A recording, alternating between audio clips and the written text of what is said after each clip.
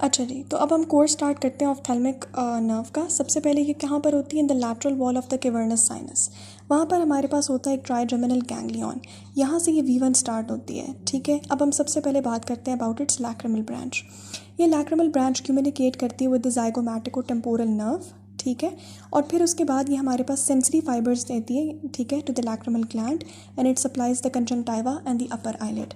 अच्छा, अब इसका एक रूल है कि जो हम zygomatic-temporal nerve in communication with the greater petrosal nerve it gives secretomotor fibers, and a zygomatic-temporal nerve in communication with the lacrimal nerve it gives sensory fibers, ठीक है। चलिए जी, ये हो गया। अब हम आ जाते हैं अपनी बड़ी नर्व पे, यानी कि इसकी जो लार्जर वाली है ब्रांच, ठीक है, that is the frontal nerve.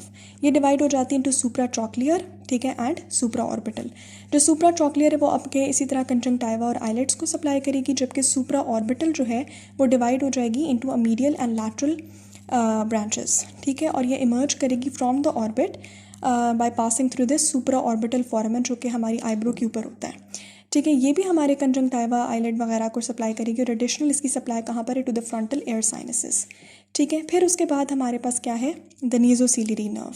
Nasociliary nerve it gives communicating branches to the ciliary ganglion, ठीक है। यहाँ पे एक सेंसरी रूट, मतलब एक ब्रांचेस देती, कम्युनिकेटिंग ब्रांच देती है टू द सिलियरी गैंग्लियन, ठीक है। अब इसके अलावा ये है कि ये हमारे पास क्रॉस करती है हमारी ऑप्टिक नर्व को, ठीक है, from the lateral towards the medial side. फिर इसके बाद ये हमारे पास लॉन्ग सिलियरी नर्व्स देती हैं, जो कि हमारे पास सप्लाई करती हैं हमारी कॉर्निया, आइरिस और सिलियरी बॉडी को। ये कैसे सप्लाई करती हैं कि यहाँ से हमारे स्क्लेरा को पियर्स करती हैं, ठीक है। और फिर हमारे कॉर्निया जो फ्रंट पे होता है, यहाँ पे होगा ना, तो हमारे कॉर्निया को, हमारे आइरिस को, ठीक है, हमारी सिलियरी बॉडी को सप्लाई करती है, और कुछ सिम्पैथेटिक फाइबर्स भी देती हैं, ठीक है। यहाँ पे आ जाती है हमारे पास एक पोस्टीरियर एथमोइडल फोरामेन। इस पोस्टीरियर एथमोइडल फोरामेन से ही पोस्टीरियर एथमोइडल नर्व पास करती है, ठीक है, और ये सप्लाई देती है हमारे एथमोइडल और स्फेनोइडल एयर साइनसेस को, ठीक है। फिर उसके बाद जब ये नर्व नेज़ोसिलियरी नर्व कंटिन्यू करती है तो ये पास करती है हमारे एंटीरियर एथमोइडल फोरामेन से, ठीक है। इसमें ये बनती है एक हमारे पास एंटीरियर एथमोइडल नर्व और हमारे पास infratrochlear nerve. Both of them are responsible for supplying branches to the skin of the nose, ठीक है। अब एक बात मैं आपको यहाँ बता दूँ, वैसे तो ये मैंने 3 कलर्स से रिप्रेजेंट किए। ये तीनों कलर्स जो हैं वो मैंने इसलिए यूज़ किए ताकि हम लोग इन ब्रांचेस को डिफ्रेंशिएट कर सकें। बेसिकली ये तीनों नर्व्स हैं, ये आपने याद रखना, ये ना हो कि आप रेड से कन्फ्यूज़ हो जाए कि भाई ये कोई आर्टरी है, ठीक है। और दूसरी बात ये कि ये हमारे पास मीडियल साइड है और ये हमारे पास लैटरल साइड है।